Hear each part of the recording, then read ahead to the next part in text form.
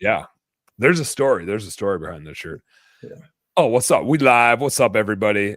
Usually I say happy Wednesday night because we usually do this on Wednesday night, but this was just the night that worked for Mike and I to do it. It was attempt number 2, so we're just making it happen for you guys. Welcome to Home Service Happy Hour. If you're new here, well, for one, like, go download the podcast. Go get the podcast from the places where you go get podcasts and follow it or subscribe to it. However you do it, give it some stars, whatever you feel is appropriate. And check us out on, if you're on YouTube, you already are checking us out on YouTube, so you don't need to go check us out there again. But we got like clips and tips and cool stuff floating around on the YouTube and the Instagrams and the TikTokies and, you know, all the places. So go check us out. Tonight we got Mike Marlow on the show from Wintergreen Corp. And Mike's been around doing the lighting game for longer than I even knew that the lighting game was a game to be played. Yeah, thanks for dating myself. I appreciate that. So. Hey, you know, you got wisdom. I'm catching up. I'm getting a lot of gray hair. Yeah, it happens when, you know, the more businesses you go through and build and all that stuff. Next, you know, it's like then you go bald next. So I think you're on your way. It's creeping back little bit by little bit. I'm coming for you. But given the shirt that you're wearing, if you guys aren't, if you're catching the podcast, you can't see this. It's Santa having a beer. It's perfect for this happy hour. Oh, it's so good. It says cold beer on it and like what looks like really a Coors Light type of circle logo. I guess it's almost a Busch Light. Is. Like a Busch Light circle right in the middle there. And for that reason, I should probably open this beer. Yeah. So that Dan told me I had to bring something, so I'm trying to peach twisted tea. Hey, there's no judgment going on here. There's no judgment going on here. Hell, for like the month between Thanksgiving and Christmas, I don't drink any alcohol at all. I take like a month off every year just to like make sure I can, kind of. So alcohol is not required on the show, but it's sure as hell put up with. So. It's not, I like that. Well, like you said, when you said it's a happy hour, and I felt like I need to be in character. So. Yeah, it's not necessarily like encouraging you to drink, but it's giving you permission that if you're into that sort of thing, you can drink whatever you want. Yeah. But just know that it's okay. I wanted to say tolerated, but that even makes it sound worse. It's not encouraged, it's not tolerated. It's just do whatever you're into. It's okay. We're all grown people, grown men. Right. Do whatever you're into. Or persons, how you want to say it. So no, it's all good. Yeah, we started talking about this. We started talking about this. And so if somebody's a listener to the show, they've probably already heard me talk about it. And I have an update on my Facebook saga. And there's a reason why we're not streaming it to Facebook right now, which is over the weekend, my new Facebook account got shut down for not meeting community standards. And then I tried to start a new one and they won't even I started another new one to like slow play it and they shut that down within like an hour. And if you're just catching this, my normal Facebook account that I've had for 20 some years got hacked by some dipshit over in India that started trying to sling crypto on my account.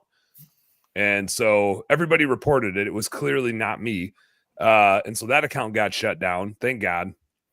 And that was like, that was stressful. Like somebody out there pretending to be me. Thank God they shut it down. But there's no way I didn't have the highly coveted blue check mark, which I now realize I probably should have had. And so there's no way to recover it. Like the hacker changed the email and the phone number on the account. And so there's no way for me to I proved that it was me. I did the selfie thing that Facebook makes you do. And they're like, oh, we just sent you the put this code in, whatever. And I'm like, no, you didn't. You sent it to the hacker, you fucking idiots. Yeah. I had that happen. God, was it 2 years ago in January, right after Christmas season? And somebody got into my account. I caught it. You know how it is. It's always like 2:00 in the morning and someone's doing crap. And, so it was somebody in China or wherever. And all of a sudden, and somehow, because you know how like back, and I stopped doing this. But you know how like when you go log in to like your United and all this stuff, I'll just log in on my Facebook account because all was same. Yeah, and I was just doing it to save time for my brain. I didn't want to think about all these stupid passwords. Yeah, and so then they got into my miles for my United. They were booking they used a shitload of miles to book from somewhere from China to Vietnam, and I was able to stop that right away. Jeez.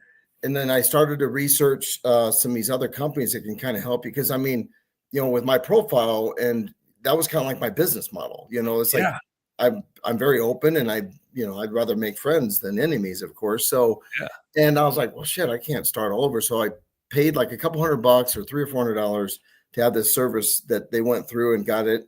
And within 30 days, I had everything back. Now, the only thing that I did not get back was access to, because I had multiple businesses where I was running ads on my own and stuff, just to play around. And I couldn't get that part back because there was this jackass, whoever you want to call it, did something with the ads, the marketing ad. And I was telling them it wasn't me, and this is during the hacking time, but they still wouldn't. They were telling me I owed them $5,000. I'm like, I ain't paying you $5,000. So now I found a way around it, but I still got my original one back, which I'm very thankful for that. Yeah, I got to try to do that. And what I think happened is I was told like there's no way to get it back, so don't even bother. And so I was like, I'll just start a new Facebook profile. Right. And so I started a new one, started rebuilding it, and was doing that for a few weeks. And I was aggressive about it. I was like, I got to go like refriend all my people, right? And business owners, and I was adding a bunch of people. And I think people were probably reporting Daniel Plata because they thought the new one was a fraud, right? Because you see that all the time where it's like, this isn't them. I'm already friends with them, right? And so then Facebook shut that one down, and now they've just got me on like red alert, where anything that says Dan Plata, Daniel Plata, anything, and I tried like multiple times. I tried starting a new account. Do a new name change or something, and then I tried Dan Best Damn. I tried, and it's like it's got to be tied to my pain in the ass. So I'm kind of like, well, I get it. Right. Like I get that they need to be secure. And so it's like, I appreciate that they're trying to be secure, but it feels to me like when you're watching sports and somebody does something egregious and then somebody retaliates to the egregious act and that guy gets called for the penalty. I feel like I'm the guy that just reacted to somebody doing something egregious and I'm the one getting kicked out of the game. Yeah. Cause you're saying, you're just putting your hands up. This isn't fair because it's like, I am that person. You're the right person. Yeah. And now I'm getting flagged for trying to be me. And this is a big lesson just for all business owners, because we get so busy in the trenches of what we do, we forget to kind of do the extra steps. Because like, just for me, I was trying to make it easy for myself. And you have a podcast and you're running this on all different platforms. So you're going to be even targeted more than like I am when I do like some of my live videos and stuff. So who knows? You don't know what they go after. I think they figure out if you have a bunch of followers that they think they're going to get some sucker out of them. Yeah, and I think they got to be looking at followers, and I didn't have the blue check mark, so I'm sure they're like looking for people that don't have that and are too cheap to pay for that, which was me. I'm just a cheap ass. I'm a finance guy, right? I'm a finance guy. And they also probably see that I have 3 kids and I like post stuff about them every once in a while. And so I think inherently they go after those people because they know we're just way too busy to pay attention to stuff. Right. And that's how they got me, frankly. Like I was at kiddo sports practice. They do Conquer Ninja Warrior, like American Ninja Warrior in gyms and stuff like that. And so we're at practice and I bring my computer and I'm like just cranking things out, right? It's our busy season. I'm trying to knock a bunch of stuff out and I'm just in execute mode. And I got the classic like Facebook message, hey, your Facebook account is going to be shut down and you got to do X, Y, and Z to keep it active for whatever reason. Right. I was just in get stuff done mode. And I was like, I got a podcast tonight. I got to go crank this thing out. So my account doesn't get shut down. And then I took a picture of it and sent it to my producer guy, Jai. And immediately he's like, yeah, that's dude, like pretty sure that was spam. And I was like, oh God, of course it was. Right. But I was just in such go mode that I didn't like stop to think at all about it. And they're getting better. Right. In hindsight, looking back at it, like, duh, it was clearly spam. And I also, so I didn't have 2-factor authentication. I had 2-factor, but it wasn't the the authenticator app. Yeah. And I've learned like always do authenticator app because you can't like fake that from anywhere else. It's like on your phone. And don't have your cell phone be like the first place because they changed the phone number and they like on mine, they just changed it to an India area code in front of the same phone number. They just got that phone number in India and dropped that area code front, and so got the password going to them. And then once they got in, Facebook did send me an email like, hey, is this you? Hey, is this you? Hey, is this you? But when they decided to access it was like 3 weeks later, and I was in Costa Rica on spring break with the kids. So I wasn't looking at my phone. I wasn't looking at emails. I wasn't looking at any of that stuff. I was on vacation with the fam. They were they were so slow playing this Trojan horse. Yeah. Yeah. So they got me at the right time. They were on me. Like, I mean, good for them, I guess. I think it almost puts you in vulnerability mode because, you know, we all our identities where it is. I think I just saw something on the news where, I mean, it was, I don't know if I'd say it was billions. I thought it was like $397 million of what people getting scammed from or something like that. Or maybe it was more. Yeah. It was just a crazy number. Let's just call it that. And you think about that, I'm like, all these people are having this business to just go prey on people's stupidity and busyness like you were in. And I know that, God, I just think that that's a horrible business model, but it's working for them, I guess. They wouldn't be doing it if it wasn't working. Yeah, I know. Also, it's so, I think it's so frustrating to me as a human being that somebody who's that smart to figure that out, like, who are their fucking parents? Yeah, they won't put it to good use. Yeah, like, couldn't you? The amount of things they could do that would be beneficial to humans and society and whatever, like that brain power to figure all that out. Right. And that's what they chose to do with it. Like, it's freaking pitiful, man. Well, I feel for you, man, because I've been through it and it was very frustrating. It's still frustrating when, you know, because, you know, obviously I'm in the business and a lot of times, because I have multiple businesses, I don't mind just running an ad or doing a post and I'll boost it and I'll do it for maybe, you know, some other things outside of work.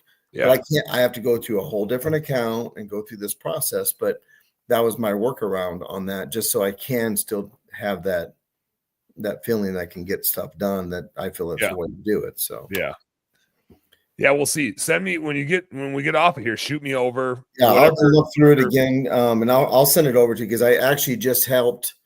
There was a gentleman that I knew that Husker, he created a group page called Husker Army, and there was about 50,000 people in this Husker Army. Oh, damn.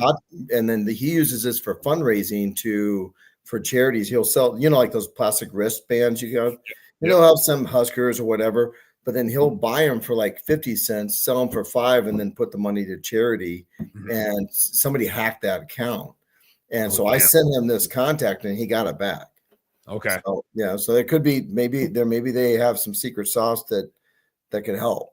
I mean, to me, it seems like, again, it feels to me like I'm the and I don't even know what I did to necessarily retaliate, but it feels like I'm the retaliator in a situation where like the egregious act happened to me, but that guy didn't get caught.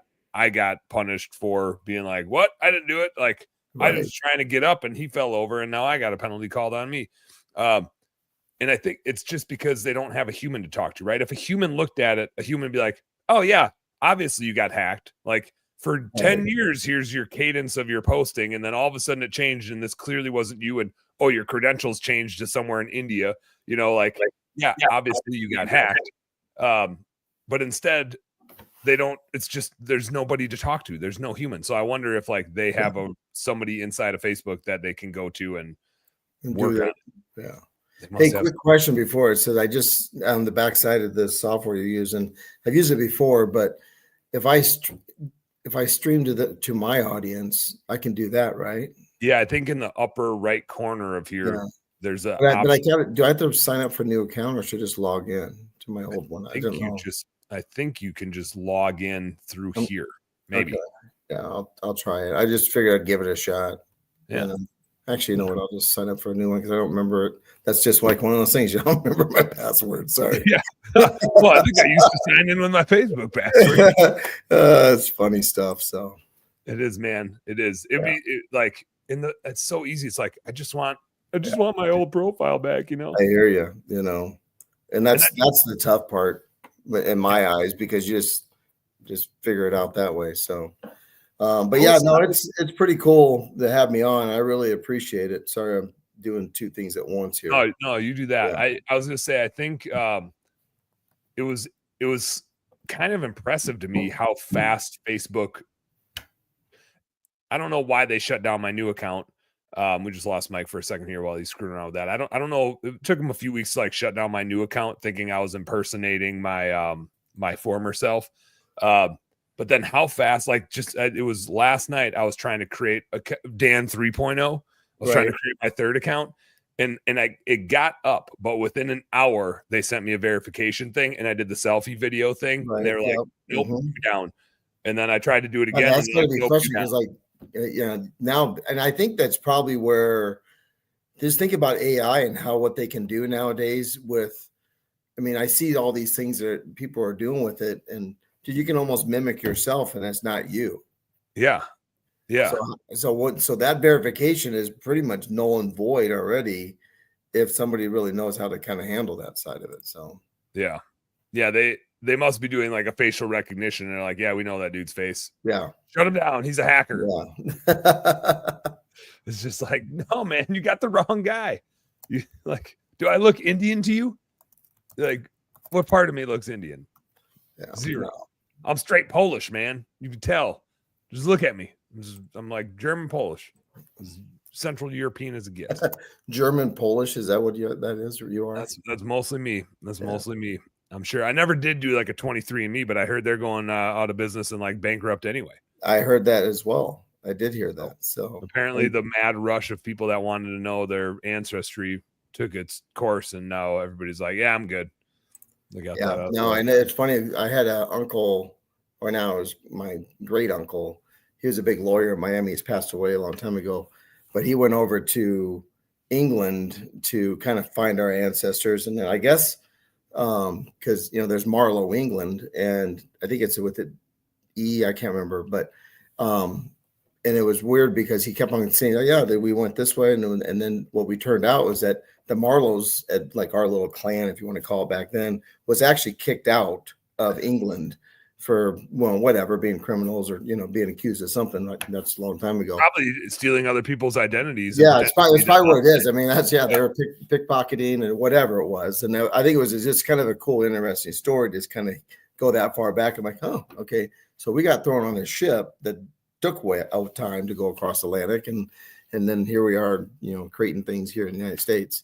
I think that's what they did back in the day. They said, well, we don't know what to do with you. We're not going to kill you, but we'll put you on this boat. You're going to die eventually over somewhere else. Ship it. Yeah, you can go die somewhere else, man. That's called the immigration in the London side, right? Hopefully they don't do that with me. Hopefully they don't just deport me because of it. Right. They might think I'm an illegal Indian now since they think I'm a hacker. Yeah, well, don't go to El Salvador or whatever, something like that. Doge is going to get in there and start exporting people like me. It's funny stuff. But God, there's so much going on in the world. It's all moving so fast. I mean, I don't know how we keep up with the things that we do.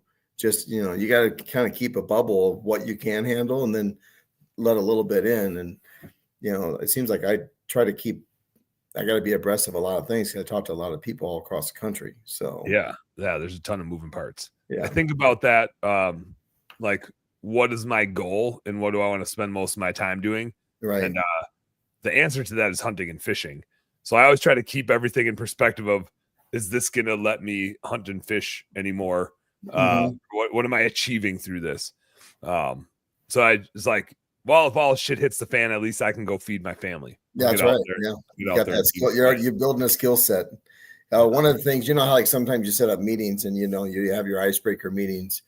One of my managers came up with a question. It's like, what would be your go-to thing that if the zombie apocalypse happened? And I was thrown off on that question, and it makes you think about it.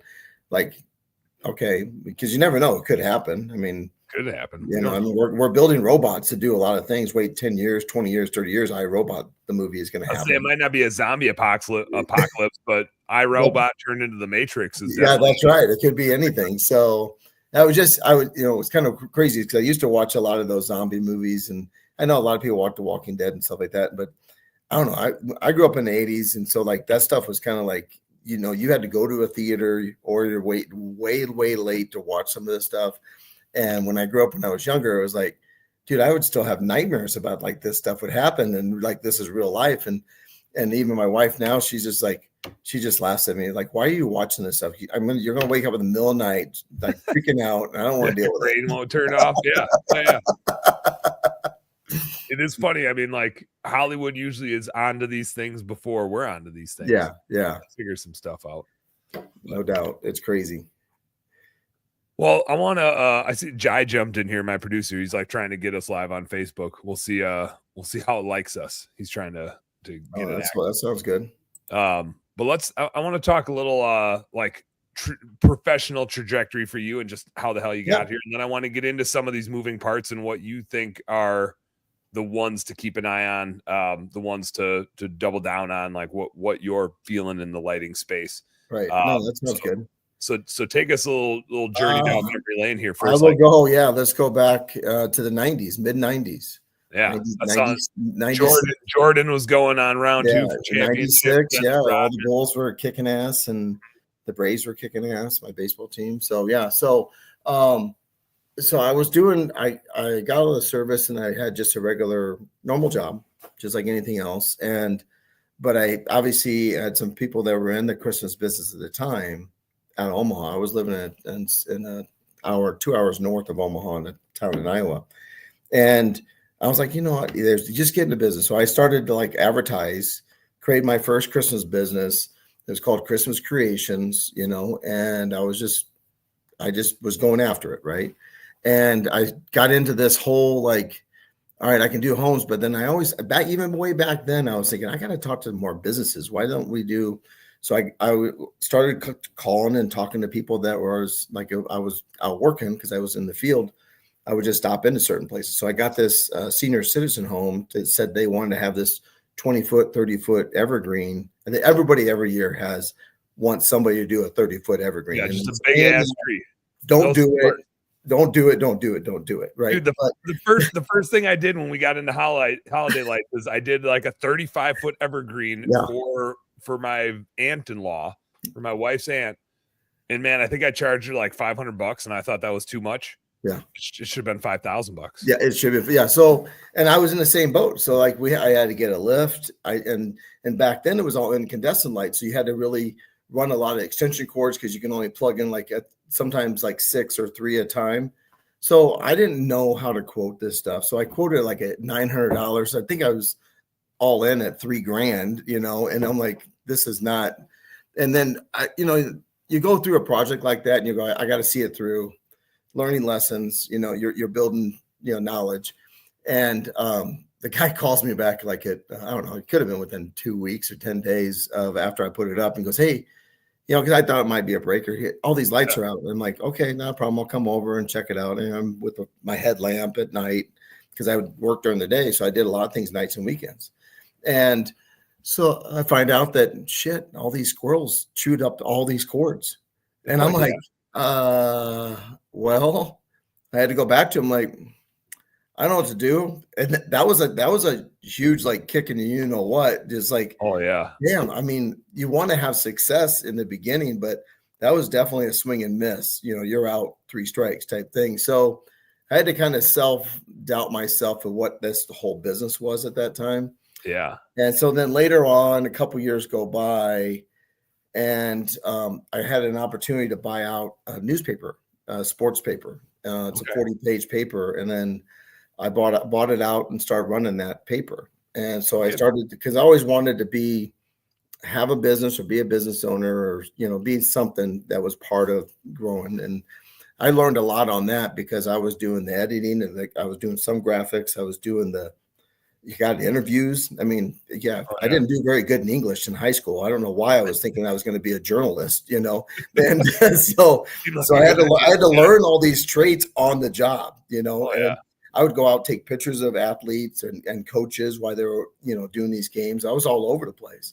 Was it like pro stuff, prep stuff? So it was all like, I had coach of the month, player of the month. I had like 7 other freelance writers that would do certain segments. Like, one was history of sports, and then the other one was doing something about the Jefferson Speedway, which is your kind of like your dirt track kind of racing. It was a kind of big up then.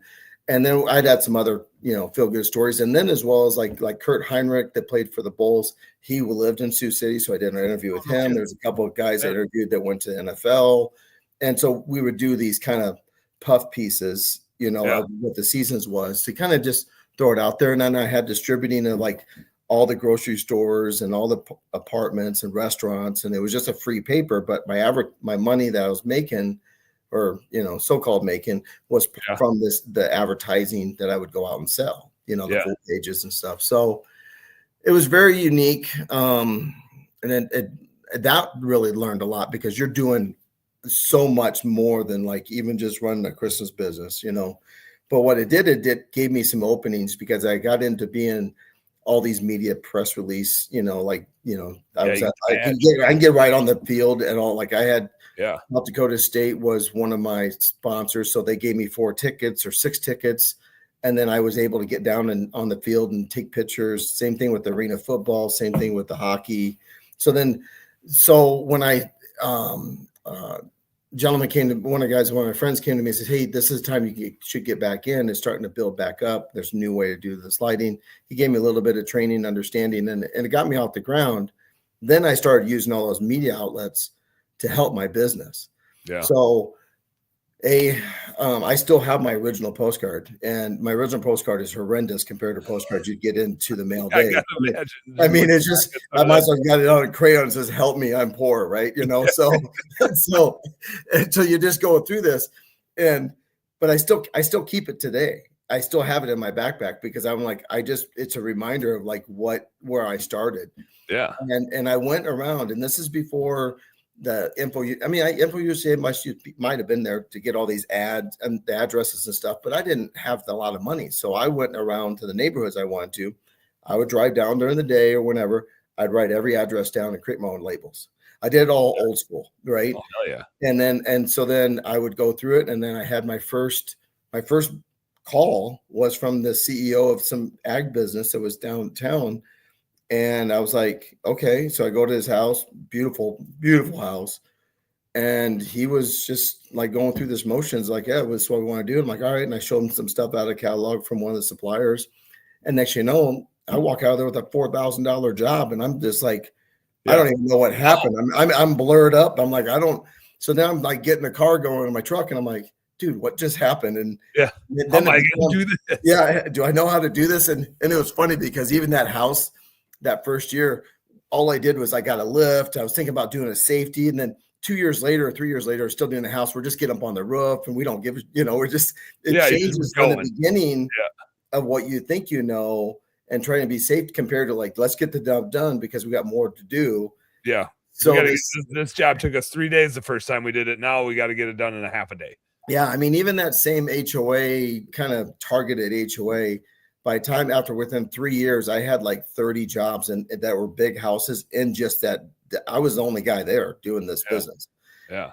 But some of them at that time, did you run into a lot of other holiday light businesses? No, it's like really in the last 5 years, 10 years, maybe it's really started to take off. I would say, 10 to 15, 10 to 12, I would say that you're still seeing a lot of uptick of, especially in the last 5 since COVID.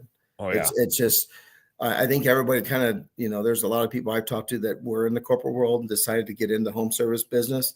Yep. And then they're just learning 1 or 2 traits, and now they're getting ready to add another division. But I can tell you one thing that helped me as well. Saw those media contacts. I was on every news station live, decorating the house, being interviewed by a reporter. Oh, yeah. I decorated the radio station, and I got free ads. I decorated the Fox News, and they had me down for November and December. Like the weather was sponsored by Christmas Creations. So I was building a brand when I didn't even know how to build a brand at the time. Yeah. You know what I mean? I was just trying to get the word out as much as I could, because every time I went to a job, I had to explain, yes, you will be paying me to do XXX. And at that time, even if they had starts with education, because people don't even realize they can pay somebody else to put lights on their house yet. Yeah. And then you're trying to do that. And then, back in the day, obviously the labor rate was lower. Cost of goods was still lower. So you're doing what you can. And, compared to day and age, right, to what everybody's charging now, I wouldn't even understand how to, because I don't know. I just was very fair, and that's probably kind of in the beginning, because I didn't really understand like doing my books right. And I had to learn that even the harder way of making mistakes and know my numbers and understand like, hey, it's okay to get a little bit extra, because you do have these $1,000 extension cords that you had to buy for 3 or 4 jobs, and you budgeted 200. So you got to take care of the what ifs, and that's in business, all the time. Yeah. So then I sold that 2007 into 2007, jumped into the wholesale game. Did you sell it for any, like, was there a specific catalyst or just the right opportunity, or you're getting burned out? So there was a younger guy that I was kind of mentoring a little bit. He opened up a location in Lincoln, Nebraska, because he was going to UNL, and he was a go-getter. And so I kind of helped him get into this, and he was from Sioux City. And I said, hey, I need to move this so I can go do this wholesale game. And so we made a deal and it made it work out. I didn't know how to sell. That was my first sell of a business. I didn't do a very good job of it. But I learned a lot. That's the biggest thing about businesses. You go and learn a lot, so, and it worked out. Did you already have the wholesale stuff going? And like you said, you were just like, oh, no, this is where I got approached from my supplier going, this is what gives you, I'm telling everybody out there listening, if you keep on buying from the same company, that you never know where opportunities might come. So they needed, and I had some national sales experience with the different corporate companies. So I said, they wanted me to come in and help them with their national sales and building their business. And that's how I jumped into this wholesale game. Gotcha. And plus, my goal is, I was originally from Omaha and I wanted to get back to Omaha. I felt like it was time. It was 20 years being gone. It was time for me to get back. And that was another motivator for me to take that position at that time. So, but yeah, and then I jumped right in, and here I am. I'm training companies right away. I'm getting people to buy it. At that time, it was kind of like a membership. So you had to buy in, like a certain buy-in of like $3,000 to $5,000 just to be a member to buy our product.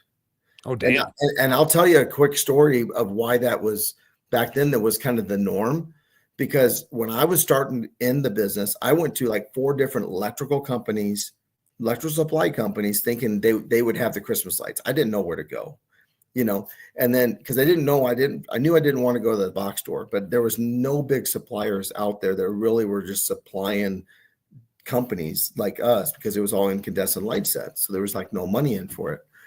And so they looked at me like I was from a different planet when I was like, hey, do you have some Christmas lights that I can retrofit and this and that? And they were like, no. Yeah. Huh? Yeah.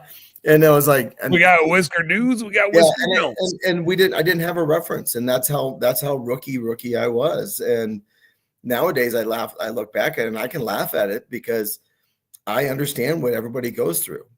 Because if someone says you should do the holiday lighting, or you should get in this business, and if you don't have somebody that can get you mentored properly, you're going to make a shitload of mistakes even today. Oh yeah. And it's get more and more expensive now too. And those are expensive mistakes, right? Exactly. So, but in hindsight, I'm happy that I did the wholesale game. I found my calling was to help people. My calling was, it gave me more satisfaction to help a company start from zero, or somebody that wanted to scale their business, more so than like going, I sold $3 million this year in lighting. Okay, well, that doesn't, you start January with no sales again in sales game. So you got to start from fresh. Yep. So, it's all, I just learned to be who I am is very honest and very open, and just said, hey, I will help you just as long as you buy product from me. I mean, please help me to help you, kind of thing. So, yeah. And then I jumped through a couple different companies, and hopefully I'm not being too long on this, but no, I love it. And so, each company wasn't really, I was looking for it. It was more the opportunities came my way. And obviously burned some bridges, because of everybody has kind of those. I always think about this industry, and maybe holiday lighting is a little bit different, but I think maybe all of them are this way, that everybody puts a flag in the sand and go, this is my island. And if you're not on my island, screw you, F you, all this stuff. And I'm like, dude, that's not how it's supposed to be. No, I'm just looking out for myself and my family, and if somebody gives me a better opportunity, I have to kind of somewhat entertain it and have an honest conversation. So which is fine. I've had a lot of success. And I think when you get a lot of success, and I'm open on Facebook a lot, I think you get perceived this side, you're really good, or like, I don't really trust him. There's 2 ways. Yep. you know, and I've heard it all. I hear it all, and I just laugh at it. I'm like, whatever, you don't know me. So, well, and I think people get pissed when you're growing the pie.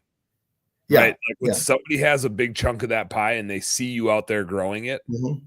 Like Ryan Lee, nicest dude on the freaking planet, 100% works his ass off to teach people landscape lighting, and people that have been doing landscape lighting for a while freaking get pissed at them. They weren't on board. I agree. 100%. Yeah. They're like, why are you trying to steal our pie? And it's like, man, Ryan has made that pie 20 times bigger by year per year.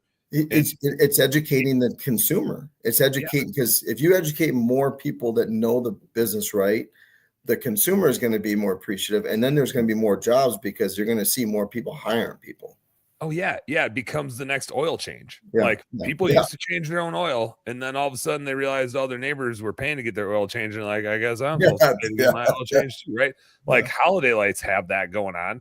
Oh, it's in holidays. They can pay somebody to do holiday lights, and now it's like, oh, who does your? The question isn't what holiday lights are you putting up this year? It's who does your holiday lights, right? And there's still tons of houses that aren't doing it yet, and it's just a matter of time. And so it's just growing the pie. And I'll speak from experience, which is I want my competitors to be better. I want them to charge more, because then that allows me to charge more too. Right? I always feel like there should be a coalition of like, like sometimes you see all those bankers get and I've seen it somewhere, like even Monopoly. All right, all these bankers get together in a board meeting, like, all right, what are we going to charge interest rates? Okay, we need to make an extra point. Let's do. Everybody does it all at the same time. That's how the gas works too. So you got a little oligopoly, but it's like there's nothing worse than having shitty competitors that don't know what they're doing. They make the industry look worse. They make the price come down. They set a shitty expectation. So like trying to hoard more of the pie and not help everybody else get better just makes, it keeps the pie smaller, and you can keep a bigger chunk of it. But like, how big of a piece of a shit sandwich do you want? Right. Whereas if the industry gets better, you can all charge more, and more people are going to buy it because it's known to be better. And so more people are talking about it. More people want it. And also, you're not going to do it forever. And someday you're going to buy somebody else or sell somebody else. And in Minneapolis, Andy, who runs our window cleaning business, I don't even own anymore, he and I were competitors. But I knew he was the right person to merge with at some point. There was a time out of like 4 pressure washers that we had, in 2 days, 3 of them went down. And I was like, Andy, I know it's the busy season. Like, do you have any extra pressure washers? Like, I'm calling around. I can't get anything. You got anything we can borrow? And he's like, actually, I'm out of town. I'm sending you my garage code. I got I got a trailer in there. I bet this trailer was worth $30,000. He's like, I got a trailer in there. Go grab it. Do what you got to do. Go get your stuff done. And I was like, man, like that says a lot about him. This dude's my competitor. And there was another time where I had a job and I was like, Andy, we've never dealt with something like this. Do you know what to do? And he's like, use this quantity, this ratio, take some pictures of it when you get out there. Let me know if you need any help. Right. Like the minute I was like, man, I got too much bookkeeping stuff on my plate. I got to find somebody to run this business. I was like, hey, Andy, do you want to double your business? Or I guess triple it? Like, he was a few $100,000 and we were about twice the size. So we merged and he basically tripled, and that business is taken off for him. Dude, that's awesome. And so like ultimately I won. I get to do bookkeeping for other business owners all day.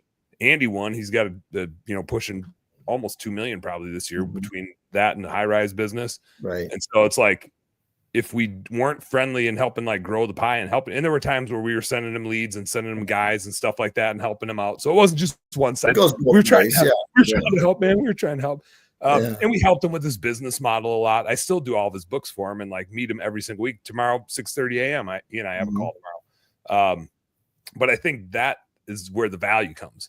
Like it's not trying to hoard your tiny ass pie. No, because there's so many, like even like for us, because in 2013, me and another couple guys, we started up a lawn landscape company and a holiday lighting company. And now we have 30 people working for us. We're doing millions of dollars in both divisions now. So it's insane on how grown that is. And I'm not even in it. So I started it, and my partner runs the day-to-day, but it's just, when you start thinking about opportunities is another thing, leaving opportunities for someone to have a job for 5, 7, 10, because we're approaching 11, 12 years now. So Yeah. It's crazy to think that, and we probably bought 1, 2, 3, 4, 5, probably 7 companies over. We probably acquired them within, and then built another irrigation division because we took over 2 companies. And that's what's, to me, that was probably the scariest part, because you look at what you have for cash flow and you look at, okay, but then you look at I'm an opportunist. So I say, I'll double down on opportunities all day if I know that what we can do to kind of do what we can, and I still make sure that we can turn a profit within good 18 months, 12 to 18 months. It has to turn around. Yeah. And that's where we kind of look at, and that's how we grew. Because I always look at, like, if you're going to buy a company or you're going to spend a bunch of money on marketing. Yeah, it's just a different it's acquisition costs either way, right? So with acquisition costs, you kind of just like, all right, this is ready. These clients, you don't have to go sell them. All you got to do is transition them over. Yeah. And it's like acquisition costs, and you might get some good employees with it, and you might get some equipment with it. Or, I mean, hell, sometimes when we did acquisitions, it caused us to change all of our processes. We're like, oh, these guys got this thing figured out. We need to start doing this.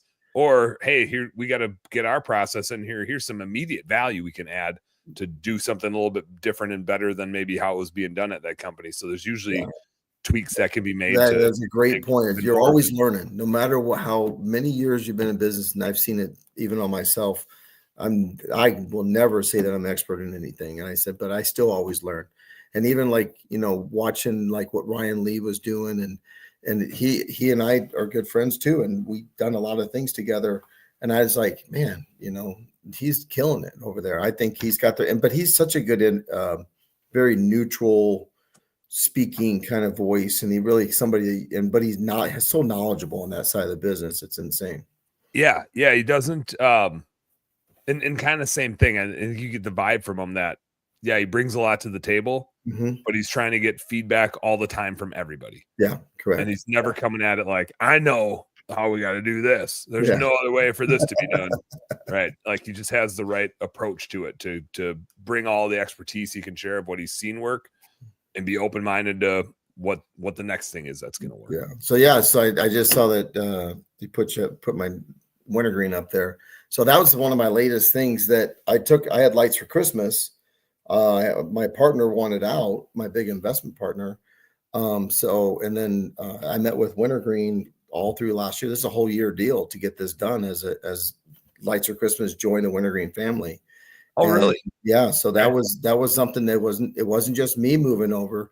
It was the product. It was the staff that I had. And the Wintergreen folks have been open arms and gave me a director position with them to kind of help run their sales department with my expertise. And I think it's a good fit for me, because there's a lot of things that I think they're so ultra successful in a lot of things. I mean, I didn't even believe some of the stuff I saw. I mean, I was there last July, and at that time they already sent out 26,000 orders. I'm like, what? And I'm 6,000 all year. You know what I mean? And I'm like, what? So that just kind of opened my eyes about the different levels that they're at. And so then I had a lot to learn. So that what's great with me is that I come in with this level of expertise, and they're already here. So we're coming together and really matching really well. I'm really looking forward to seeing what we can do here in the next couple of years for our industry. So it's going to be fun. It's going to be fun. So I'm always looking, always doing what I do. Hell yeah. And having been at it for so long, I mean, obviously there's been the change from the incandescents to the LEDs and just all the technology side of it. Color changing, just the big commercial decor. I've seen changes all over the place. I've actually seen some really, really good decorators that turned into really good designers, that turned into really good business people, because the opportunities were right there for them. Like I've helped people with big drive-through parks. I've helped people decorate zoos. I've helped people, so I always, like, my forte was really like commercial sales. I mean, I did $1 million in commercial sales one year, and we just blew it up, because we were proactive and nobody else was going after that market at that time. Yeah. Because they were doing other parts of the business, rather when the holiday lighting business, if you think about being a lighting guru, if you want to call it that, of your community, that means you're going to do holiday lighting, landscape lighting at the time. Now you can jump into permanent lighting next. Yep. And then pretty soon now you can do audio for the backyards and all these other different restaurants. And then pretty soon you might be getting up there I've had some decorating companies are opening up electrical companies altogether now, so I think the beauty about home service businesses is if you have the knowledge and the drive, you can do anything. Yeah. One thing kind of leads you into the next thing. It's just trying to figure out, is it a shiny object or do I actually have the wherewithal to go after this thing? Yeah. And I think, as I look at, there's two different types of people I come across, and I've trained thousands of companies in this industry, is like, you got somebody that's really good in operations. You got somebody that's really good in sales and presentation. So if you're one or the other, find somebody else on the other side that is going to complement you. So then you both can grow, and then it can grow for other people underneath. Because I think a lot of times, and that's the reason why I decided when I started this deal in 2013, is I want to do partnerships. I didn't want to be a solo owner. I knew the struggles that brought. I had the acumen to start it. I had all those knowledges. Yeah. But I just knew that I wasn't ready for the day-to-day, because I didn't want to give up what I had at the wholesale game that I was doing. So I hate to say game, but you know what I mean? I was doing what I do. So I think that's always been the hardest part for me is I like this stuff. I like the growth stuff. I don't view myself as like a crazy visionary, probably in a funny way, because I'm not like super goal motivated. Right. And so I am a visionary in the sense of like the processes that we absolutely need to crush it at to be successful and to deliver a good service and be the best. But I don't get my rocks off on like building the process itself. I know what it needs to look like, but like once I can get anything 90% of the way there, and then I'm just like, oh, like the process. Because when you're grinding through like a sales funnel and how you want to put all that together and which funnel you want to go, because even during COVID, that was a big deal. How I trained was like, all right, you have to look at when a call comes in, which way that client's going to go, and you better be good about your qualification questions, and your passion has to come through a phone. And then it became, because of COVID, it became, all right, do you have time to jump on a Zoom call? Give me your address. Let me design your home right in front of you, or I can visit with you. But you have to make some of the decisions, because as some of these markets, like I was just in Miami and visiting a couple people, I'm like, dude, how in the hell do you get anything done in this town? I felt like I was driving 10 miles and I was taking me an hour, So like, can't get anywhere. Can't do business this way. Yeah. It's got to be Zoom. It's got to be on Zoom.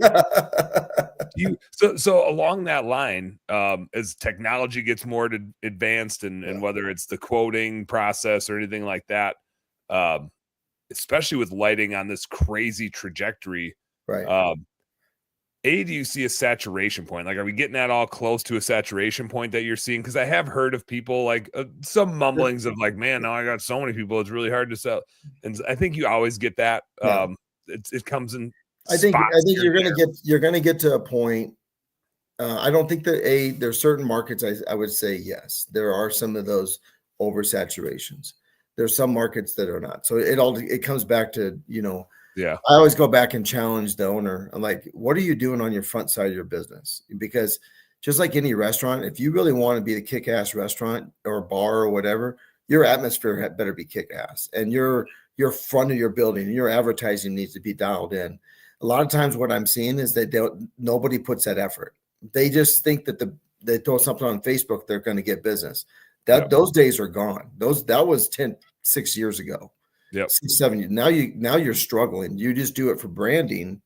Then you got to make sure you do your truck wraps and your trailer wraps. Then you got to do your yard signs will work in the beginning, but eventually we cut yard signs because it was a waste of time, it was a waste of energy. Yeah, the juice isn't worth the squeeze at some point. You run out of human capital and you got to use your financial capital. And I find that a lot of companies will take, let's say it's a lawn landscape company, for example. They'll just do a page and they'll do an ad like another service, holiday lighting, they'll kick it down rather than creating a whole nother brand. And I think that's a huge mistake, because I think what they need to do is create different websites for whatever services, because you want to start SEO in it. You want to start getting that organic ranking. And then you still got to go through a lead service to get some leads. And then you got to funnel through those. And that's another process. But when you start talking about saturation and where the next steps go, and this is just my opinion, I think that there's going to be a couple things that are going to happen in the next couple of years. You're going to start finding some of the bigger companies are going to buy up people, because the lighting business is not easy as what people think it is. It's a grind, and it's like a grind along with a chaotic sprint. Yeah. Oh yeah. It's like zombies running after you, no doubt about it. And you better get, run faster than somebody else so they can eat that guy. Right. So there's a lot of that going on. And then people change too. They change business models. I've seen a lot of guys get out of business, become real estate guys or whatever works for them. Because I feel like if you don't have a high passion for this industry, it'll eat you up. As much as you love business, it'll eat you up in a period of time, and that's just my thoughts. I think with the landscape lighting, you're going to start seeing a lot of that. One thing about landscape lighting, in my view, is you have to spend a lot of money to get the acquisition sales. You got to spend, I think SMS marketing is the next thing that everybody's going to be doing.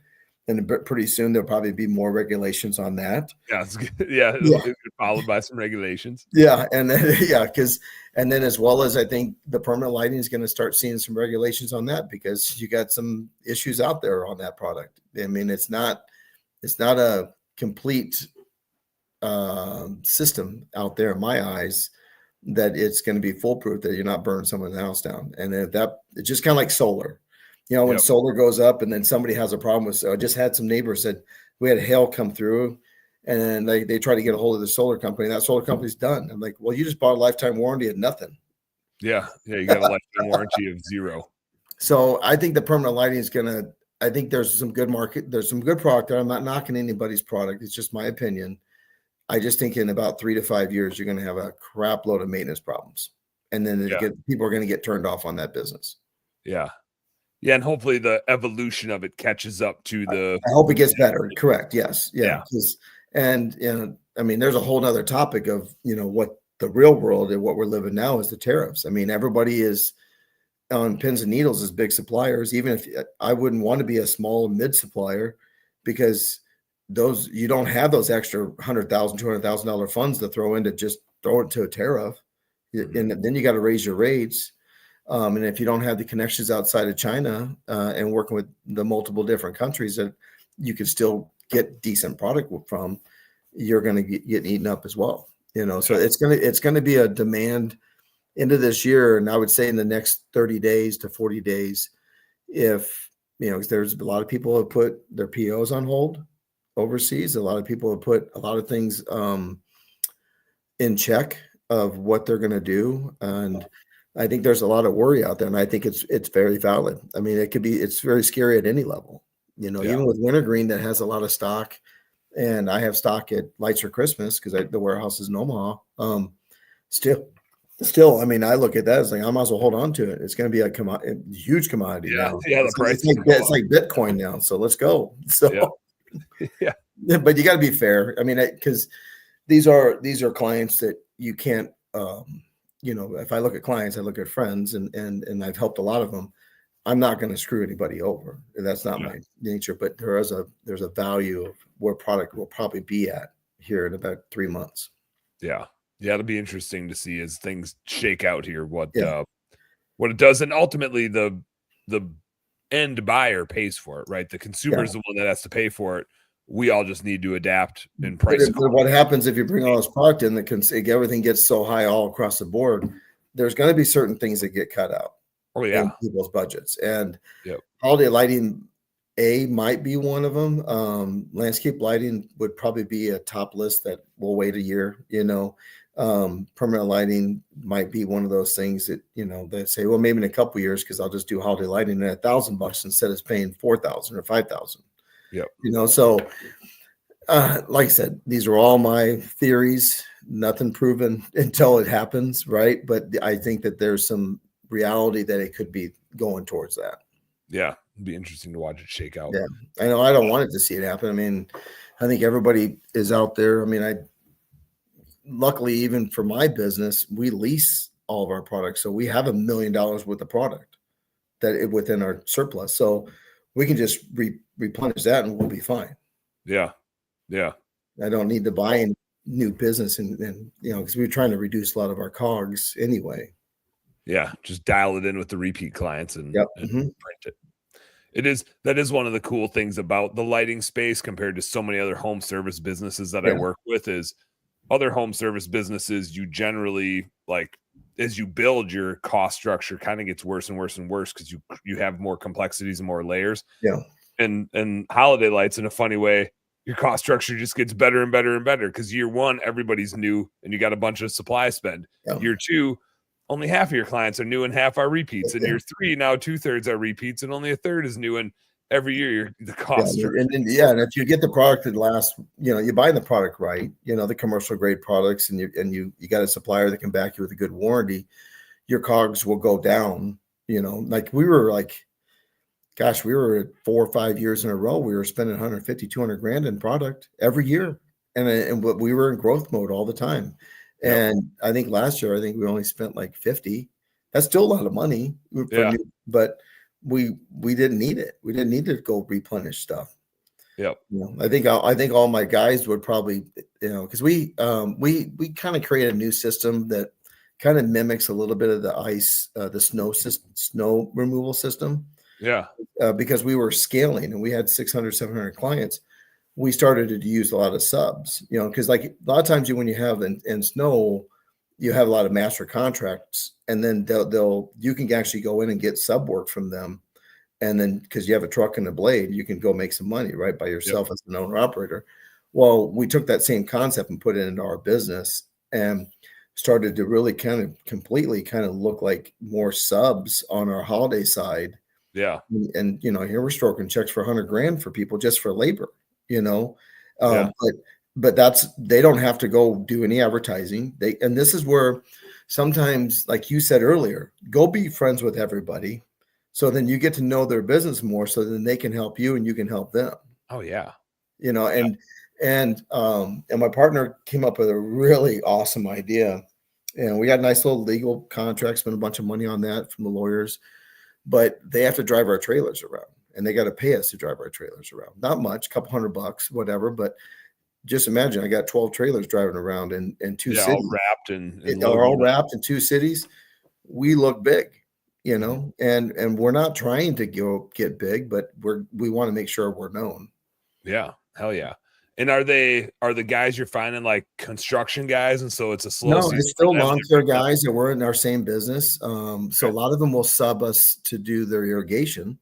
And then some of them actually were our former employees that we helped get them into their own business. There's about 6 different companies that have spawned from because I was always big on empowerment and I'm always big on independency. So then, if you take somebody that's a 22-year-old or 20-year-old, whatever, and you give them the right guidance and say, you can go make more money doing this than trying to go get a degree or, trying to find a path through production worker, whatever you want to say it. Yeah. And I said, go be your own boss. And then we still try to help them. But then along the way, there's a connection still. We're not putting that wall up. Nope, sorry, you left us. You're off our island.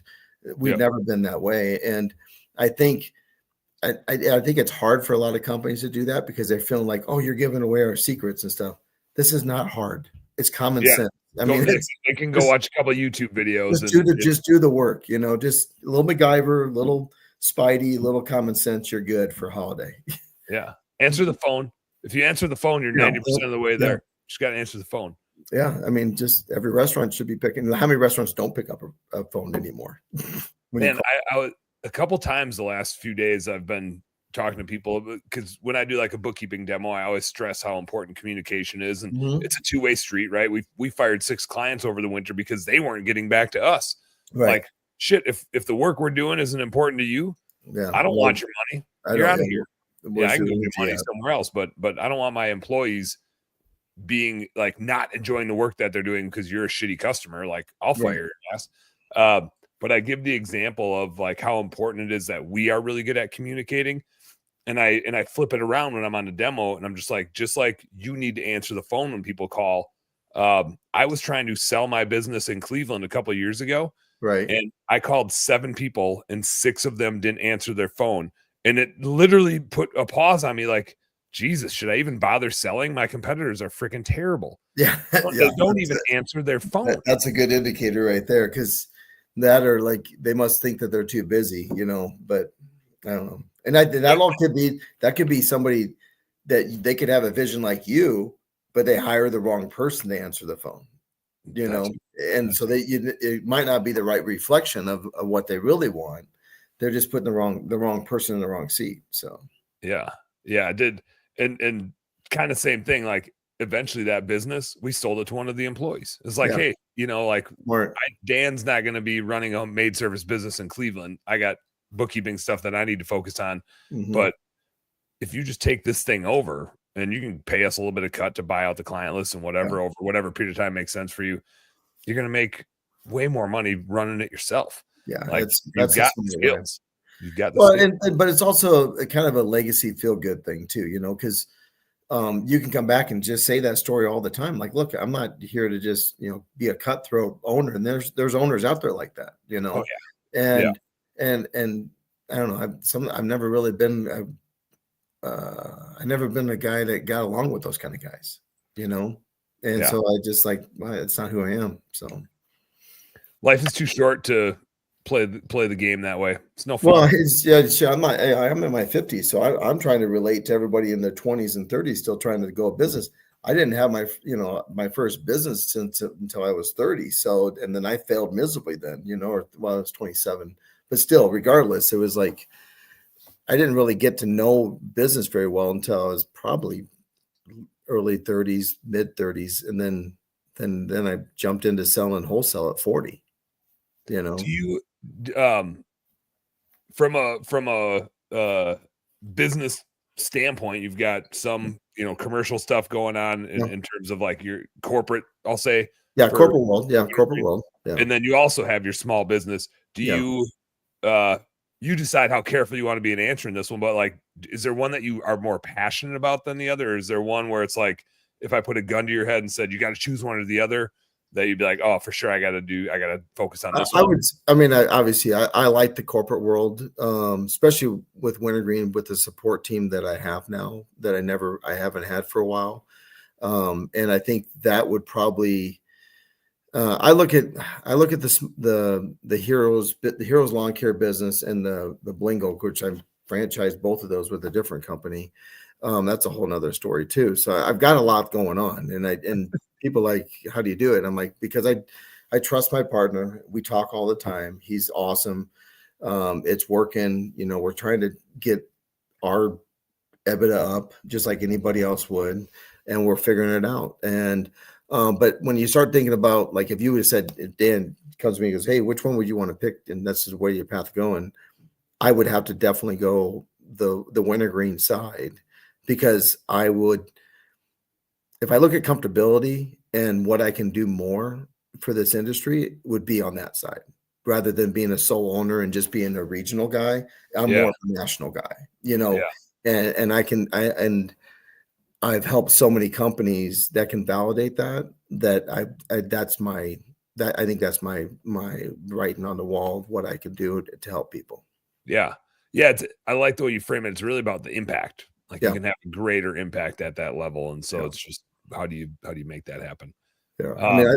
I've always thought about, like, if I just had to do the local side, would we be more successful or anything like that? Because I would have still probably took that same approach. Like, I would talk to everybody. I'd do every tips group. I would talk in front of chambers, because I have that skill set to go talk to big groups and get impact out of it, like you said. And not everybody can do that. That's why I'm saying, are you a good presenter or are you a good operations guy? So I'm kind of in the middle, but I would say I'm really good at the sales and presentation and operations and speaking, more so than I am worrying about how the books look. Yeah. What is the operational checklist for? Yeah. I have good ideas and how to put that together, but to make it all run properly, probably I'm not the right guy. Yeah. You Do know, you in those small businesses that you still have today, do you view yourself really as an investor then? Like, I would say so. You know, I mean, I have money in both and then the companies, and I would also look like me as like a chairman, you know, like an older yeah, chairman that would come in and, you know, shake hands, and everybody knows who I am when I walk into the shop. And you know, because we got 2 different buildings and 13 trucks, 14 trucks or more, and just it's crazy.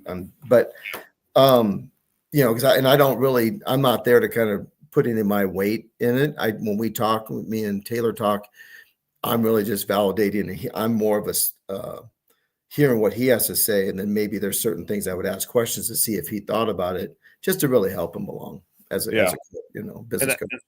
I'd imagine, not to put words in your mouth, but I'd imagine there's things you're seeing developing that you can shed light on industry wide because of your exposure across the Yeah. entire field and what's going on with tariffs in China and whatever else that he might not be Yeah, in yeah, the loop on. and I share a lot of that inside track just because, you know, I asked them, you know, just like the other day, you know, you think about the plugs that go on the end of the C9 cords that go on the roof line, right? The bulbs and stuff.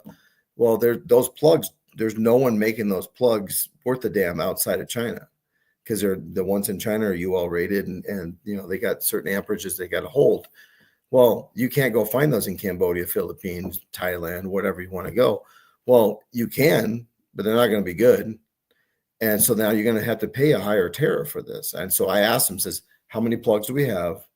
Let's start trying to see what supplier has them that we can buy now, so we don't have to buy them in the fourth quarter. So that was just one thing we had a conversation yesterday about. Heck yeah.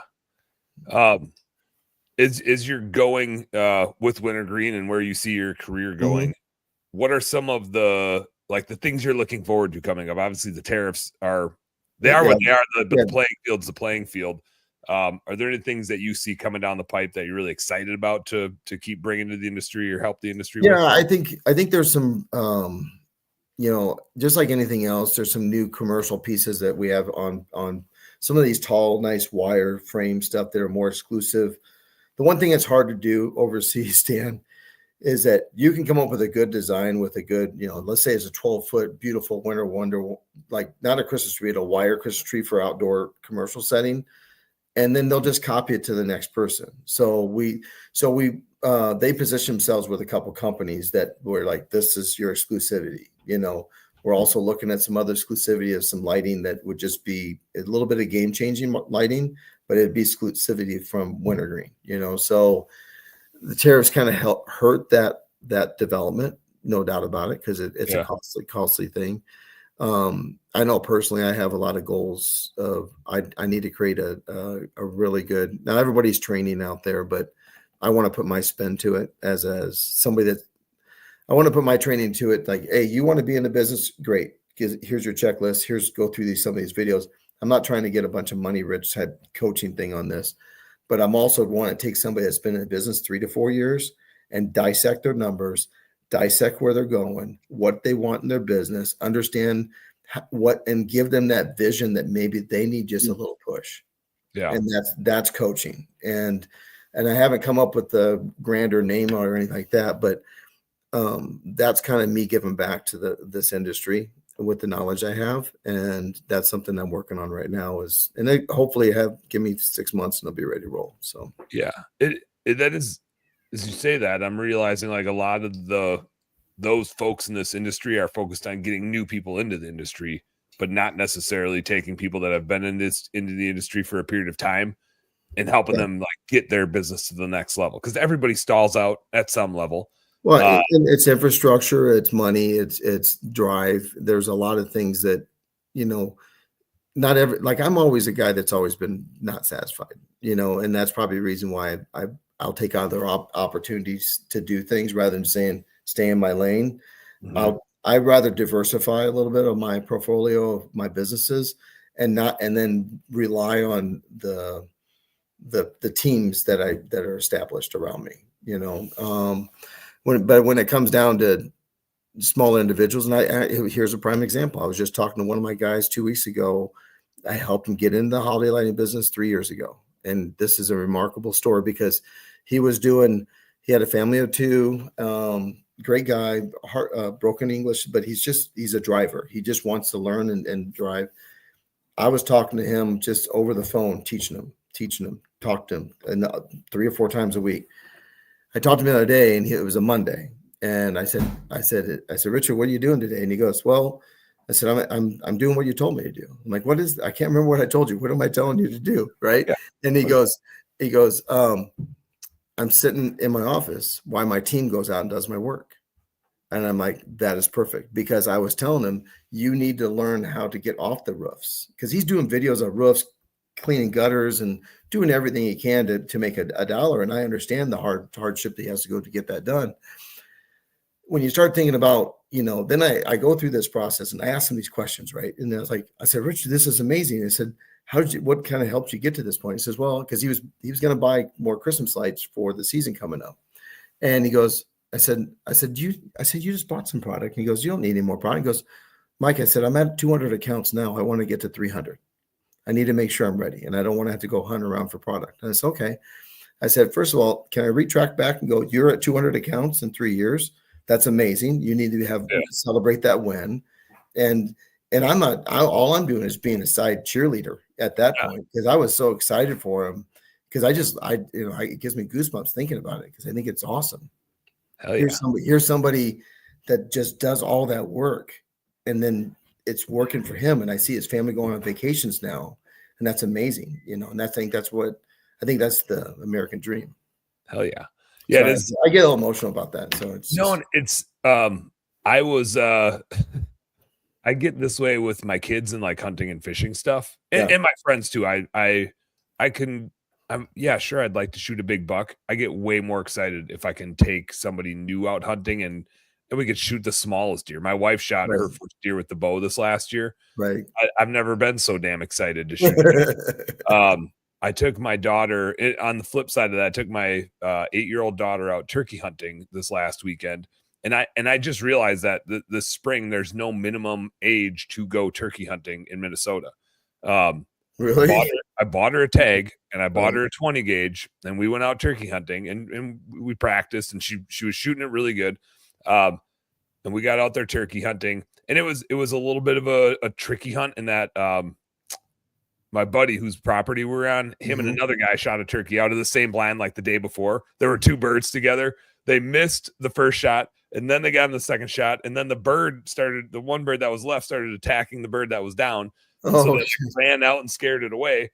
And I'm pretty sure that bird that they scared away was the one we were trying to call in the next morning. Yeah. And man, for an hour, this bird kept working around us. And my daughter was like so patient, and we didn't even open the snacks. She was like, we had snacks with, and I was like, no, we can't open the snacks. How old is your daughter, real quick? 8. Okay. All right. And so she's just sitting and patient. Didn't want to have snacks. That's amazing. I mean, she did want to have them, but she understood why we couldn't, and just like loud wrappers and stuff like that. And I mean, this bird was within 75 yards, just working around us, and would never come in. And finally, after, I gave it the silent treatment for a while. Like, it was just hanging up, and I just went dark on it. And it finally came in, and it stood at, I'll say 20 yards from the blind, just in a spot where we couldn't get a shot at it. And the 20 gauge is on like a tripod, so it's locked in, but then you lose some flexibility with it. And I could have grabbed the gun and leaned around and shot it, but it's like, it's not my tag, it's her tag. And so for about 10, 20 minutes, it stood right next to us at 20 yards, just staring at the decoys like, I don't know, man. I swear to God, I saw this Jake and this hen here yesterday. And he would puff up, and then, and it was 35 degrees out. And so when he'd gobble, you just see the steam coming out of his mouth. Right. And so we just got to watch that at 20 yards, and he just put on a show forever. And then finally he broke, and he came in, and she was ready to go.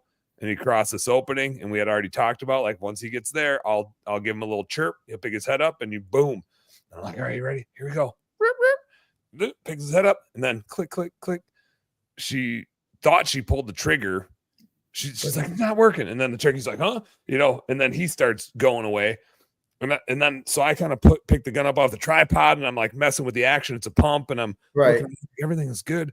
And then I pointed it out the window, and I was like, she just never pulled the trigger.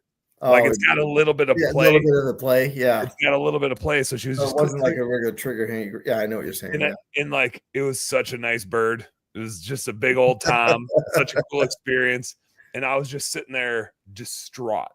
I was just like, oh no, like, I'm so sorry. I didn't like, what could I have done better? And right. I was like almost in tears because I was just like, oh man, everything was so cool and so perfect. And what a cool experience, to the point where she started patting me on the shoulder and was like, it's okay, Dad. Like, no lie. She's consulting you. Yeah, she was like concerned for my mental health. I was really upset about it.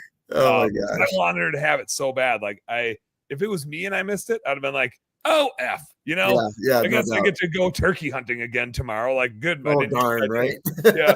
Like that actually happened to me last year. I did miss a couple, and it was just because I hadn't practiced, and my shotgun was shooting way different than I thought it was. So I learned that lesson. So when you do wild turkey, is there a certain turkey that you look for? Or is it, I mean, how do you know? Because I mean, I got wild turkeys in my backyard right now all the time, Well, let's go. I'll get a Nebraska tag. There's somebody in my office all the time by the warehouse. It's just, that's why I'm like, I see them everywhere. Oh yeah.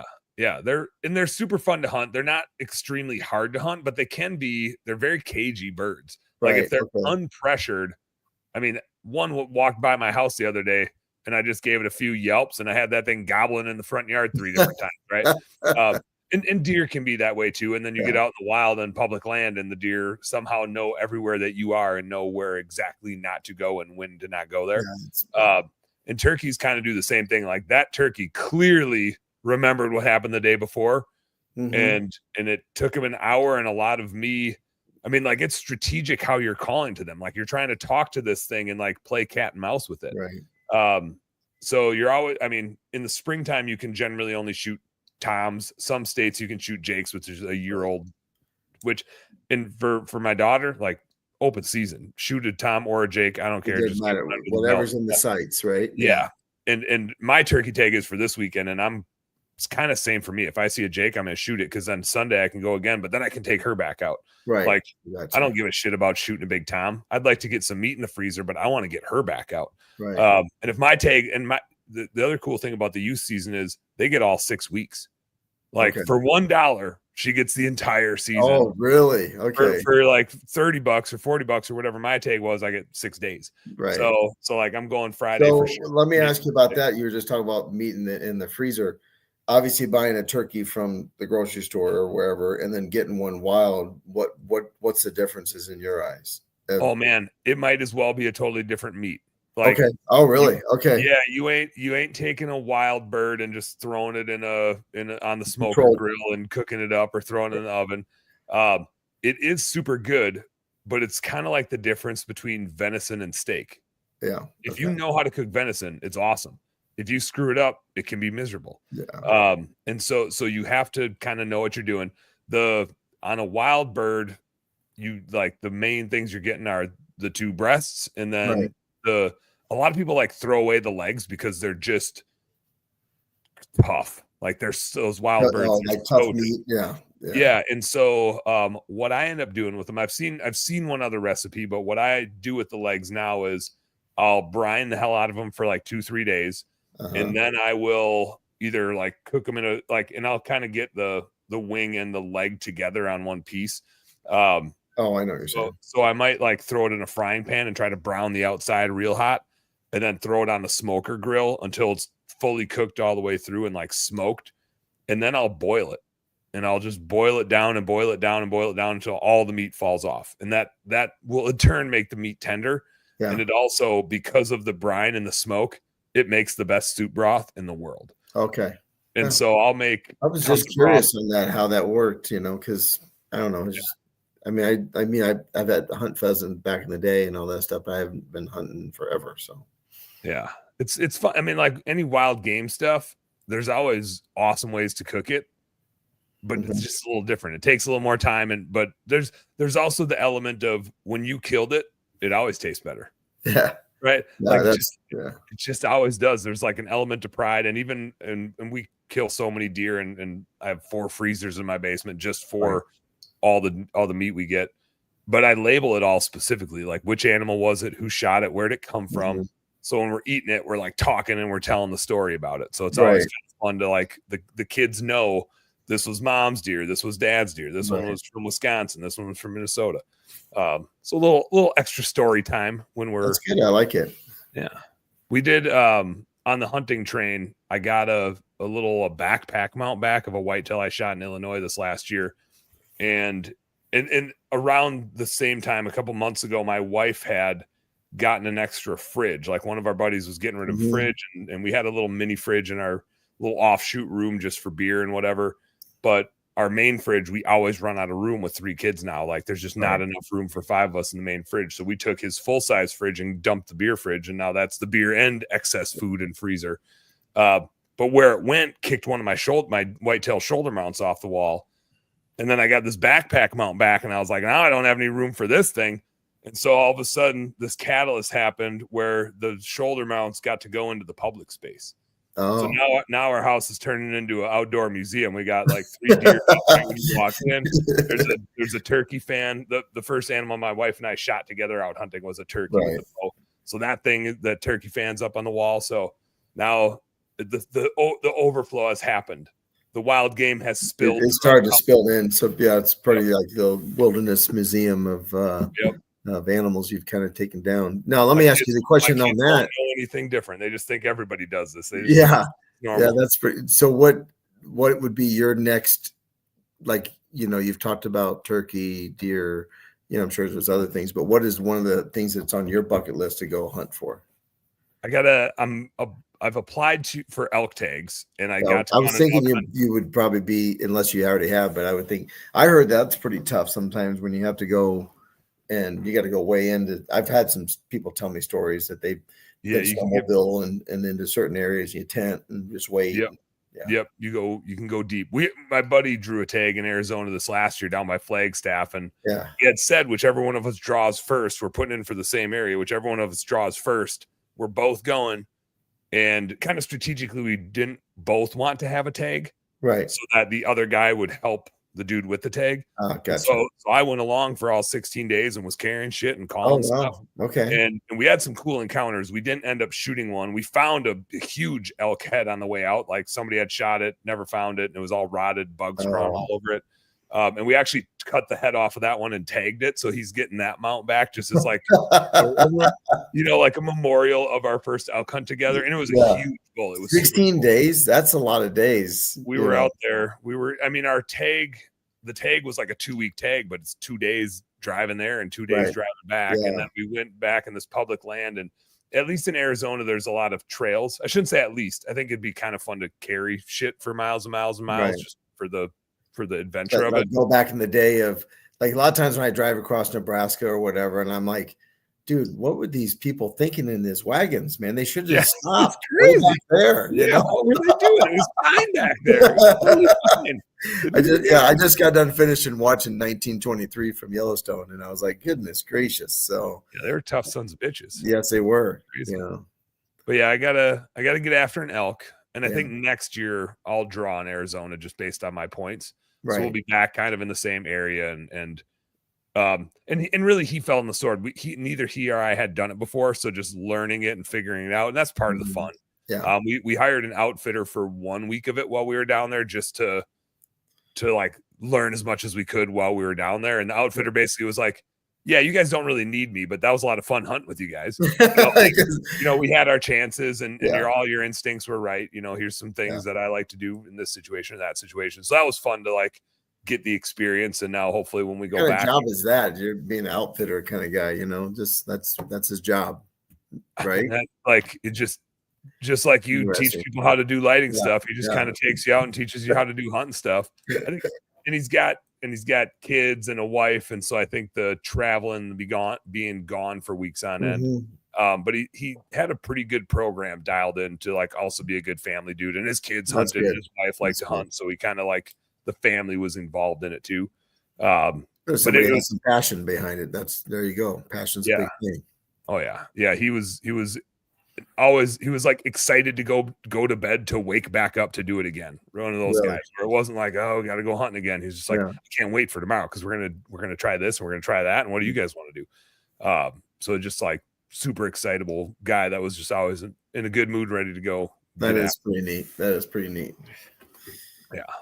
Which gets me to this question, because I think that this is like my closing question. I don't know if we're done yet, but it's just the right time to ask this question. Okay. Because I think about this a lot.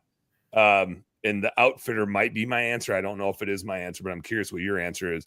If the lighting industry just didn't exist, like it wasn't even a thing that you could do, there was nobody had even heard of it, nobody had ever thought of it, and you didn't invent it. But tomorrow you got to wake up and go do something, and it's got to pay the bills.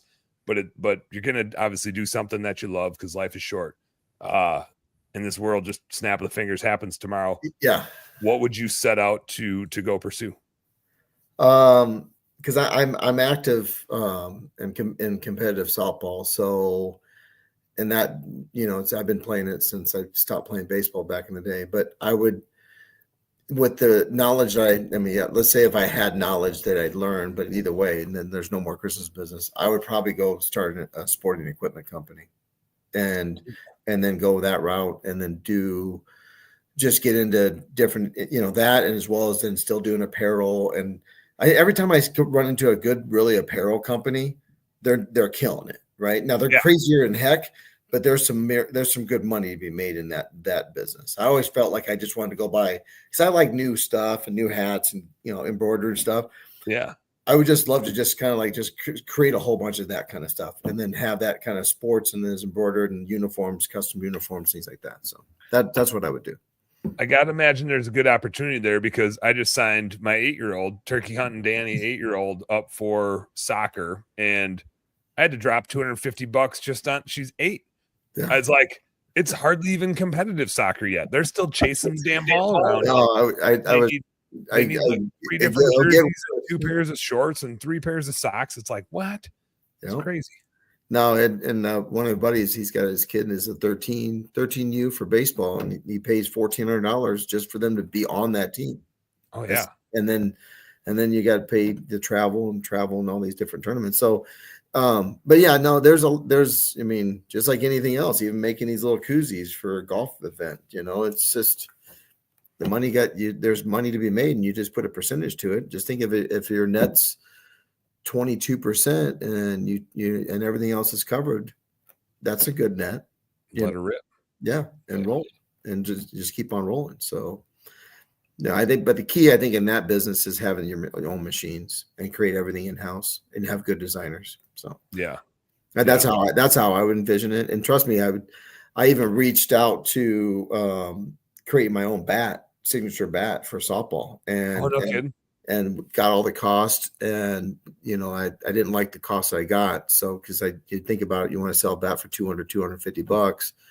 They were like coming back at like 110, and I said, it doesn't add up. It needs to be like 85 for me to make any money. I'm not doing, because we were going to create, like, because my team name's Heroes Senior Softball, so I was going to create a Heroes bat and then put all the Marines and Navy kind of symbols and Army and all that stuff on it, and then create it more of a veteran bat. So, so that would be one of the things I would do. So, but yeah, it's always thinking up there, but it's not. Sometimes I'm been accused of being a dreamer, which is okay to dream, because I think dreaming can make good movies and dreaming can make good business ideas. So see what happens.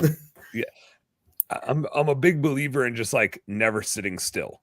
Yeah. Like, I don't know what's all going to work, but I can see that definitely with you. No doubt about it. Keep moving around, keep talking to people, and keep trying new shit. And if you're moving around, something works out. Yeah. And you can say it was strategy or not strategy, but I know that awesome things aren't happening to people that sit still, and people that keep moving around, even if they didn't mean for it to happen.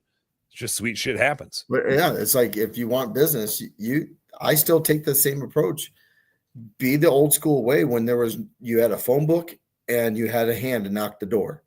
Hey, I'm in town. That's how they sold back in the day. That's how they sold vacuums, encyclopedias, all that stuff back in the day. It still had value of how you went out and talked to people. Yeah. It's not what they're buying, it's who they're buying it from. Yeah. I mean, you get a lot of those door knockers, and nowadays with social media, you get like on our group page, somebody's around selling solar, someone's selling this. I mean, but I look at it as a business owner, I'm like, good for them. Someone's spending some money to get the market. One more 8-year-old story, and then I got to talk to you about softball. Danny, my turkey hunting 8-year-old, she was like making bracelets and some other stuff just around the house. And she's like, hey, can I go door to door and sell this to the neighbors? And my wife was like, I don't know. I don't want to bug the neighbors. And I'm just like, hell no, get your ass out there and go sell those things. Yeah. Like that is a skill set that 99% of adults are afraid to have. And your mom's afraid to have it too. Like, I love hearing that. Yeah. It's like, don't let her bring you down. Like you go knock on all the neighbors' doors and knock on them again tomorrow. Like learn how to talk to them. To get them to buy your thing. I'll say yes. Yeah, it's not about selling the bracelet right now. It's about learning how to talk to people and finding what appeals to them and then giving them what they want. Like it's not about the bracelet and it's not about getting home by dinner. And like we live in a freaking dead end road with a cul-de-sac at the end of it. Get your ass out there and go knock on some doors and go learn some stuff and report back. Tell me how it went. Tell me who bought stuff. Tell me what you're going to do about it tomorrow or what you're going to do differently next time. So those are good learning traits right there. Oh yeah, she's gonna be the kid knocking on doors, mowing people's lawns, freaking shoveling their driveways. Just a matter of time. Think about that. If you started a lawn company like that back when you were 14 and you held on to it, you can make. I did, and I didn't hold on to it. I'm a dummy. Yeah. There's a lot of people like that. So, but I get it. I mean, you got other things, aspirations to do, and we're young. We don't think that way. As you're older, as you get older, you think, God, why didn't I do this? Why didn't I do that? Now, it was in Wausau, Wisconsin, which is not the biggest population center in the planet. And so I had the neighborhood on lockdown. Right. But in hindsight, there's better markets for it. So maybe it's a good thing I branched out and went to school and did all those things. Yeah. But I do reflect on that and Spanish class. Spanish class was the other thing I should have stuck with it. I did like 3 years of it, but I'd always just memorize shit instead of actually learning. I was never good at that. Man, I wish I knew Spanish. It'd be so awesome. I barely got through that. I was so horrible at that. And I like you said, I would love to be able to know it and learn it, but I didn't know how to apply myself. And it would be tough, to kind of go around. I know that. I know my faults. Foreign language is one. Yeah, I'm good. That's why you had this thing with a translator on it. You're good. Yeah, I had to wait for technology to catch up. So do this shit in high school. So I want to talk softball stuff. Is it on? Is it season? I mean, we just got done. We just got done playing this weekend in Kansas City, and we won the Midwest Championships for our division for So now we have. Because we won that tournament, we get invited to the tournament in Orlando in January because you got to be a champion to be into that one. So we'll play 8 to 9 tournaments this year, and and it would be it's crazy. Even at over 50, it's they give you more of the softball bat's not. I mean, there's some good composite bats out there, ASA and different organizations I played in, but these are like a bomb bat. Like you hit it, and I can hit it 350, and I'm, I'm good at my trade, but it's like, dude, there's no way that I should be playing infield when people are hitting piss rockets at me, because you're just putting it's just, and that's what it is. Cause you think my body's not what it used to be. But here I can, I don't know. I pushed myself this weekend. I can feel it today getting up out of the seat on my thighs and my ankles, my knees, and just running as much as I did. So hell yeah, good for you, man. But it was good. And what we did is, like on our division, our company, we started a Hero. I took my Heroes lawn care and I created Heroes softball. Yeah. And a lot of veterans, a lot of guys. I mean, I have a couple of lieutenant colonels that play for me and guys in different Navy, Air Force, all this stuff. And then we started that one team and we had success by winning a couple of big tournaments in Arizona. And these are like sought after tournaments and very high competitive. And then we have 3 teams. So we have 50 some guys in the Heroes family awesome. that'll play in different tournaments throughout the year. And next year we'll create another one. And And we have our own trailer that goes with us on our tournaments, and it's like a running dugout. So we have a big screen TV in there, and people go in there. We'll cook on the outside. I mean, we created and here, the one thing I was thinking about that is when I was coming back from Kansas City, and I love being around my guys, right? Is that it reminds me about being in the military. It reminds me of guys that are all oriented of trying to get a goal together. Yeah. And sometimes in business, like all my friends don't live. I mean, from a business relationships, all of them don't live in Omaha. Mm-hmm. They're all people. A lot of my friends are clients of mine for many, many years, like you have for yours. But they're in different states and different cities. Yep. Yeah. So this is kind of my big friendship group. And now I'm a commissioner for the senior softball of Nebraska. I got that to do now. And so I'm on different boards. So yeah, it's like, it's never ending. And people ask me like, how do you do it? And I'm like, I don't know. I just get it done. I don't even think about it. Just it's like you said earlier, it's passion. And if you want to do it, you get up and do it. Yeah. You just got to keep surrounding yourself with the fun stuff. Yeah. Making sure you're finding some fun stuff. Yeah, because working. I mean, there's a lot of work, and I've learned to compartmentalize it a little bit. Because I do have to have my fun. Even at my age, I don't feel like my age. I actually act like I'm like 35, 40. So, you know what I mean? So I don't act my age for sure. And I don't ever want to act my age because I don't want to be that guy. But yeah. Because I remember back, your age would be so boring. I know. Well, I mean, like what I see people that are in my grade and they're not really doing anything. And I'm like, dude, that's not me. I'm going to be doing things. Hell yeah. Moving and grooving. Yeah. So sitting still. Yeah. So yeah, our next tournament is going to be in first part of June up in Coon Rapids up in Minnesota. Oh yeah. Right next to me. Right next to me. I'll be up there for first part of June 6th. Let me know when you're here. I think let me know when you're around. I might be back that Saturday or Sunday. I'm up in the Boundary Waters, like way up by Canada. Oh yeah, Boundary Waters. First week in June, doing just business owners out in the Boundary Waters. That'd be good. Around and catching a shitload of fish. I like that. It's good problem solving, good troubleshooting, good relaxing. It's actually the one. Like I like going on vacations, but I also find I'm not happy unless I get some work done. Like when we were down in Costa Rica, I wasn't enjoying it until I busted out my computer and like handled some things every morning. Right. And then I got to have fun. Like I needed that break.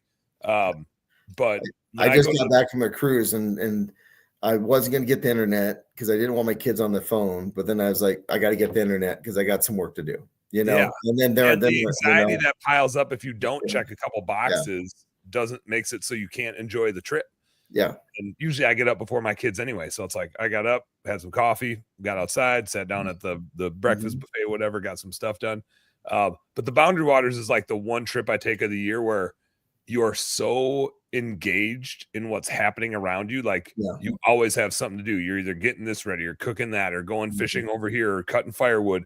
And so like there's very little sitting around. Like it's a very active camp. It has to be. You said you take clients up there. How many clients do you take? This year, I think I grabbed a 8-person spot, but I think we only have 4 dudes. Okay. Yeah. It's kind of the most you can bring is 9, but 9 gets tricky. It's an odd number, and the campsites are tough to find big enough ones that can hold that many dudes. Yeah, but at least even you get somebody that like 6 to 8 or 4. I mean, that's where you get some really.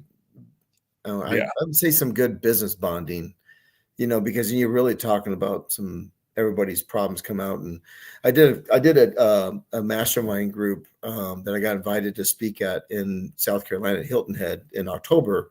The first time I did something like that. And part of the message that was with this group was to be in vulnerability of letting yourself go in front of everybody. And I'm an emotional guy, and when I was talking about people that I knew that died, that I was one of the last people that talked to them. So that really affected me, and I was at a good moment to be able to share that with people that didn't know. But I thought that was a really good message to kind of really, because even from that, I created some good friendships with some of those folks, and we still talk all the time now, so which is great. I love it. Yeah. Well, you get the just purely authentic. Yeah. And that's like when Danny had to comfort me in the turkey blind. Yeah. It's okay. I was so upset. It's okay, Dad. No, it's all good, man. Well, like I said, I appreciate having me come on and thinking about me to be on your podcast. I appreciate that. It's an honor, man. So thank you. Oh yeah, we'll do it again sometime. We're like pushing the 2-hour mark here, so I'll let you go so you can like go take a leak or something. But anything I didn't ask you about that we should talk about? Any closing comments or no? thoughts? I think we hit about everything. I think if anything else, just if they're, business owners just need to be wary of what this year is going to bring and be prepared. Don't go overzealous in some bigger purchases. I just think that you need to kind of hone in and take care of your business in a little tightness and then still try to get business, but try to hone in on that business right now. Because the ones that have a good business will kind of prevail through some of this unknown. And I could be maybe in 3 weeks when China and Trump are supposed to be talking, we'll see if that ever happens. Yeah. In 3 weeks, maybe it's all done, but I don't think that the norm is never going to be like it was in 2015. I can know that for sure. It's probably going to, if anything else, you're going to have another 20% or 30% added on tariffs. But just remember, there could be some lobbyists out there to get some benefits for our industry. And we just got to hope that, the administration or whoever's making these policies, even outside of this administration, maybe they want Christmas, and Christmas is a big thing. So see what happens. I don't know. And we did this during COVID with the shipping containers and trying to get the lights. That was a nightmare. Things got right, and we still survived that. And then experienced some pains in the asses, and business grew like crazy. So so I mean, this could be another. I don't really look at the stock market and say that that's the way the economy goes. When I go to cities, that's the way emotions go. That's the way emotion goes. The way the emotions. When I go to cities and I look at cranes building buildings, and I go to cities and I look at downtowns and different areas, and if I see cranes up on buildings, our economy's fine. Yeah. And I was just in Miami. I saw a bunch of cranes there. where else did I go? Shit. I was in Atlanta, saw cranes there. So I just know that when I see that's what I look at. Yeah. Yeah. It's a good sign. The big things are happening. Yeah. Well, Mike, thanks for coming on, man. It's been a pleasure as expected. Yeah. Appreciate you. And, we'll do it again once I get back up and run on Facebook, and then we can get. I'll send you that information and see what it can get done, and it's worth a shot, because you build up a legacy. You don't want anybody taking that from you. That's not right. Hey, we got one comment. Teresa came in. I don't even know how Teresa got here. She must have found me somewhere. But Teresa snuck through the Facebook interwebs. I don't want anybody. Oh, really interesting. That's awesome. I love it. She made it. She's just a trooper. She's a trooper. Well, Mike, thanks for hanging out, man. I appreciate you.